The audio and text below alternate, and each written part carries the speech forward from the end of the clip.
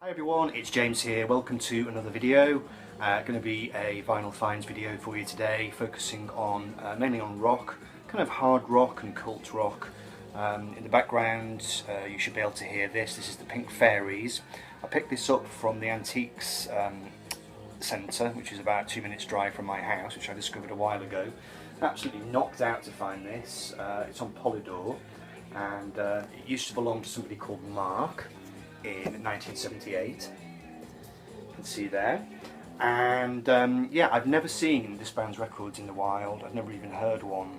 They were a cult band from the early 1970s, late 1960s, going into the early 1970s, and they featured the drumming talents of a guy called Twink, who had been in The Pretty Things. He's on SF Sorrow, and he later went on to play drums in the final band that Syd Barrett had in Cambridge in about 1972, I think that was. So the Pink Fairies, I mean, they were an English rock band, and they were based in this area of London called Ladbroke Grove, which had a very intense kind of underground psychedelic scene in the early 1970s.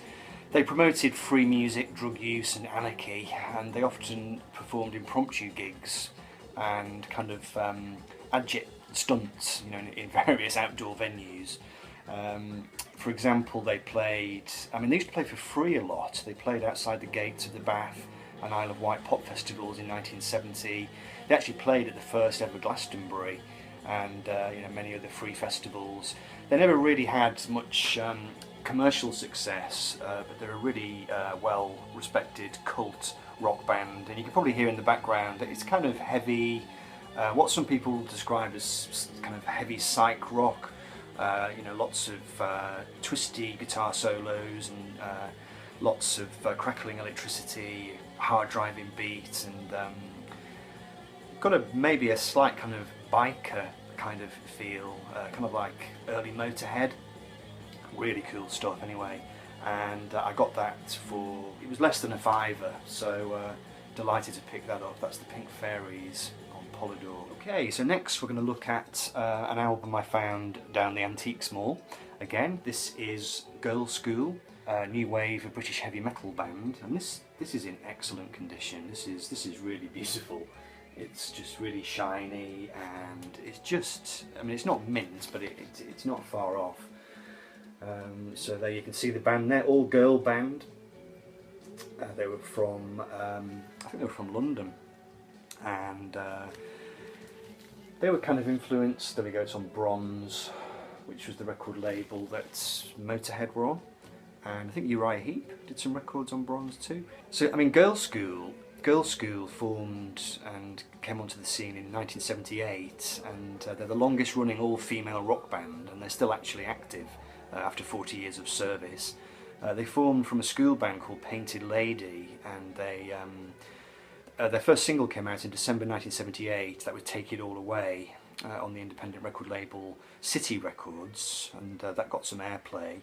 And then they were taken under the wing of Lemmy from Motorhead, who really enjoyed the material that they were putting together, and they supported Motorhead on the Overkill tour, and they also supported the Welsh band Budgie, and they kind of shot to, you know, cult success, and yeah, I kind of enjoyed this album. Wasn't quite sure what to expect. I'm not the biggest expert on new wave of British heavy metal, and this is kind of like, it's like a mixture of punk and hard rock.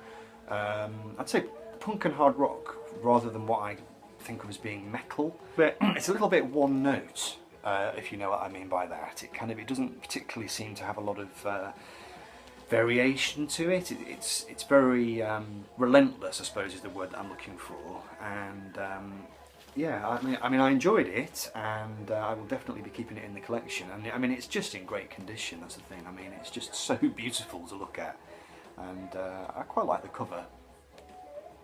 So yeah, Girlschool. Kelly Johnson, Enid Williams, Kim McAuliffe and Denise Dufort on drums. So yeah, that was a great find, Girlschool. Okay, nearly there. So this is the last one I want to talk about in detail. This is, again, this was bought from the Antiques Mall again. This is Dave Edmunds, his 4th album, Tracks on Wax. I didn't have any Dave Edmunds on vinyl. I've got a 45 single of Girls Talk, which is one of my favourite singles of all time. I've got a best of on CD by Dave, but I didn't have any vinyl, so I was delighted to find that. Of course, it's on the great Zeppelin label, Swan Song. So, I mean, I'm sure I don't need to introduce Dave Edmunds to you. His name does pop up a fair bit on the vinyl community. A Welsh rocker who never really kind of broke really big. I always said he should have been in the Travelling Wilburys, really, because he was kind of responsible for hooking up George Harrison with Jeff Lynne, but they never invited him to join the band. So he kind of, I don't know, he was a kind of rockabilly guitarist with, you know, roots in the 1950s. He came up in the 1970s. He was in Rock Pile with Nick Lowe, and he had some big chart hits, and he comes from that period of British pop music which I'm very fond of, in the kind of late 70s, early 80s, when you know, pop music seemed to be quite kind of cool, and it was a boys thing. I always thought, you know, Dave Edmunds, he was not a picturesque, he was not a pretty boy. If you kind of fast forward through British pop maybe 2 or 3 more years, then you hit the kind of Simon Le Bon era where things became quite different. But Dave Edmunds was not like that at all. He was craggy, he was weathered, he was very real, he was authentic. And this album absolutely rocks. I mean, of all these ones I've shown so far, you know, I mean, Girlschool, you know, had this reputation as a hard rocking band.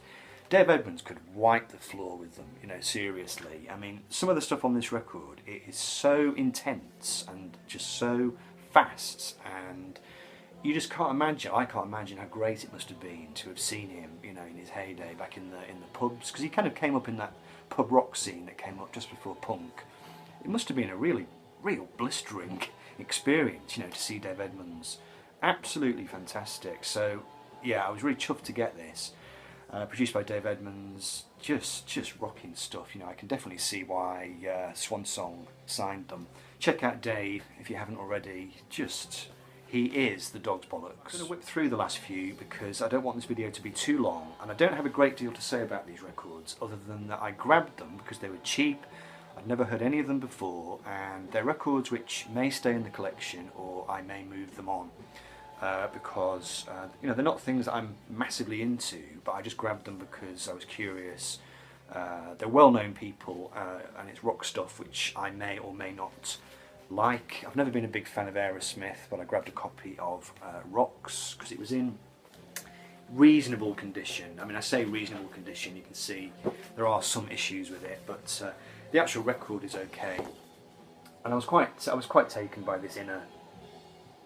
That made me laugh.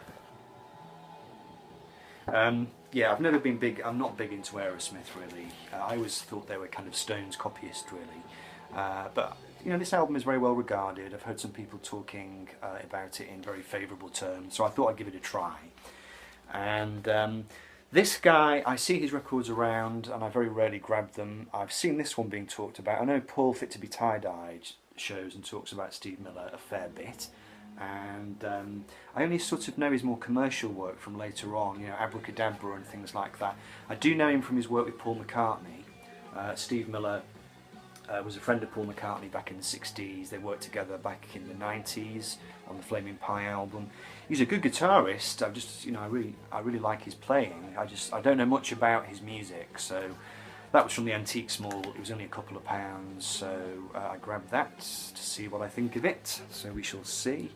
And by the same token, this guy, I bought one of his albums last year which I enjoyed, and that was Mongrel. So I thought I'd grab these when I saw them. They were all together in the Antiques Mall. So that was Stranger in Town by Bob. And then I also grabbed the Silver Bullet Band, Against the Wind. So like I said, you know, these could easily turn out to be keepers. I'm not saying that I'm not going to keep them. It's just one of those things, you know, where you don't particularly know a band's music. You've got a limited amount of shelf space, so it's just a case of giving them a try and seeing how you go, really. And then one final Bob one. This is The Distance. This one comes from 1982.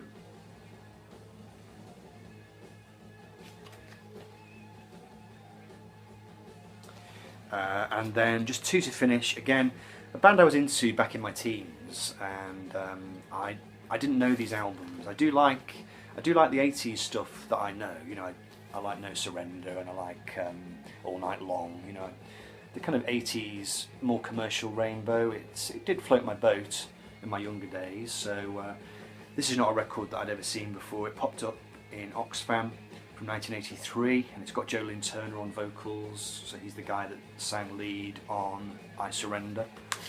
And there's the label for that one. And well, quite a nice custom label actually, quite interesting. And then also this one, which I've seen people show this on the vinyl community, Straight Between the Eyes. I do like the cover actually. This one is a Joe Lynn Turner one again. This is from, what's the date on this one? 1982. Don't know any of the songs, never heard any of them, so I grabbed those two. Like I said, they may not stay in the collection. You know, I'm seriously running out of shelf space, and I grab these records sometimes if they're kind of cheap and in good condition, and it's a band whose music I know. So yeah, we'll see. I was pleased to find them. Anyway, so that'll do for now. Hope you enjoyed the selection. Leave some comments below, and I'll be back soon. Take care. Bye bye.